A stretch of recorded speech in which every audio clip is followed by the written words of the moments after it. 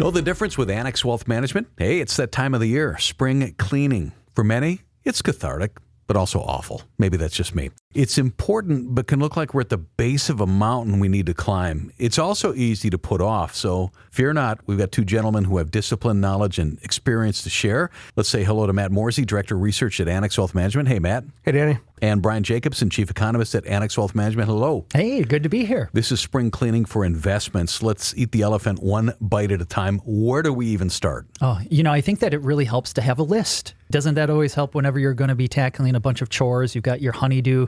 I think we had something about a money-do list, and maybe this goes on there.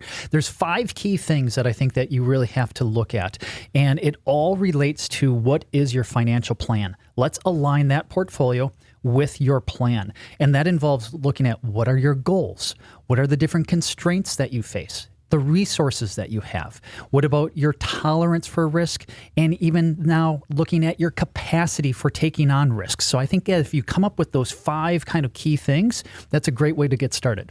Know what you own, why you own it. How many times have we heard that from Dave Spano? And it seems pretty important. Oh, it certainly is. And that's a great point that Dave makes, and he has made for quite a long time. And I think where you kind of start with that is going, okay, great. Now that we know the plan, now we got to start to see where we are in that plan and what we have. So it's a listing of a lot of different things. So what are all the different types of accounts that I have? Where are they all located? Do I understand what the tax rules are for each one of them and understanding what the background to those accounts are? Once I've got those accounts all kind of lined up, well, now what's in it? Is it cash? Is it stocks? Is it bonds? The ETFs, mutual funds, individual holdings, and which of them are for each one of them? And it's really important to start to see that list of what you own, how much of each one of them you own it to, so you can start to figure out what your actual allocation is, where you have overlap, where you don't, and kind of see how those things blend together. But just getting those things down on paper and seeing where you're at is a really good start.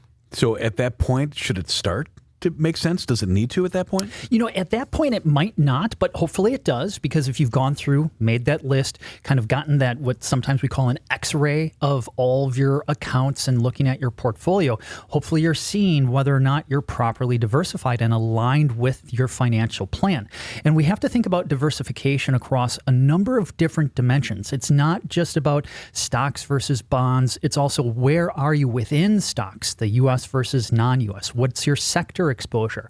Or bonds, really what's your exposure to, say, like the cash, short-term instruments, fixed income with, is it credit? Is it government bonds? So really peeling back the different layers, hopefully it does start to make sense. And if it doesn't, that's when you can start taking action. So as individual investors during this process, do we get to the nitty-gritty of fees? Oh, yeah. Fees are extremely important when it comes to investing. We all know that fees are going to be a drag on performance. It's automatically a hit that you're going to take. Regardless of what that fee is, you might as well take that off of whatever the return is to give you what your after fee cost is. One really nice thing about a lot of softwares is that when you start to look at performance of different holdings, they automatically take a lot of those fees off, so you can compare apples to apples. But it's still really important to know what you're paying there. Are there lower cost options? For instance, if you own a mutual fund, are there different share classes that have a lower internal expense ratio? With those, a lot of times you could just do a share class exchange, move from one share class to another share class, lower your fee without changing what the underlying holding is.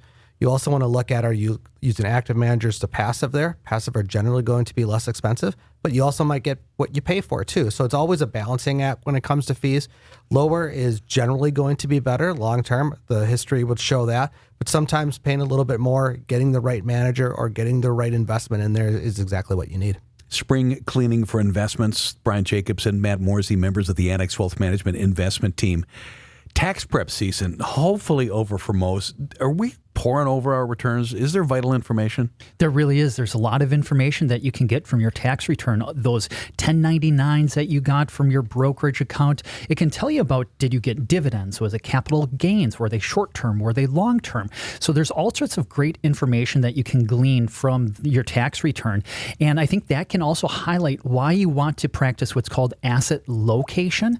It's not just about having the right asset allocation, your stock and bond mix, but also are the stocks and bonds in the right types of accounts given their tax treatment. Another thing that you can think about, the market drawdown that we've had, it could be an opportunity to do some tax loss harvesting. You know, if life gives you lemons, you should make lemonade, that old saying. Well, you can do that with market drawdowns, where that means recognizing a loss that hopefully you can then offset other gains without necessarily upsetting the apple cart of your overall allocation. Spring cleaning for investments. There's a lot here. Brian Jacobson is our chief economist at Annex Wealth Management. Matt Morsey, director of research. Thank you. Thank you.